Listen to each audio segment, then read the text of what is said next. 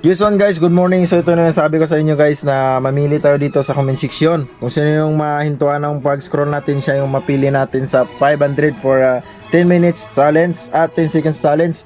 So ito na guys. Anong bias to? Mag-scroll tayo guys. So, wait lang natin guys. All comments, All comments natin. Guys, load out. 3, 2, 1. Sino to? Juma o Jubel, okay na. Juma o Jubelos. Siya guys. Contact na si Joy ah. Chat natin. Hi, ikaw yung napili sa 500 Gcash challenge. Ayan na guys. In 10 seconds. 10.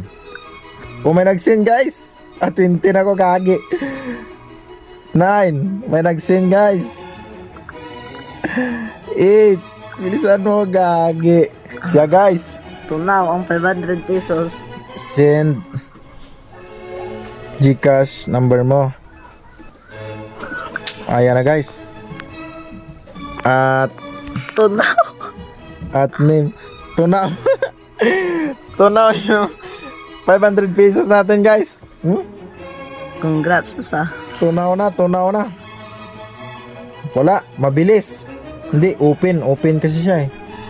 Gagi, alas city sa morning, kaya open siya. So, congratulations. John Mark Pina. So, congratulations John Mark Opina. Yan. So, send ko sa'yo. Gagi, ano to? Dayo sini. Ko sa'yo. Congratulations. Ikaw ang nanalo.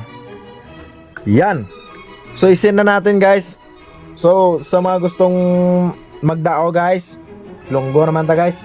Gusto magdaog, comment sa comment section guys, kay basi sunod adlaw ikaw naman mapilian. So ito na guys, alang laman yung Gcash natin guys, kaya sa video ko na lang i-transfer yon. John Mark Opina, ito yung number niya guys. Ayan, for 500 pesos. So walang laman yung Gcash natin, kaya video yung ginamit natin guys. So ayan na. Send na natin. 5. Confirm. Ayan. Antayin lang natin.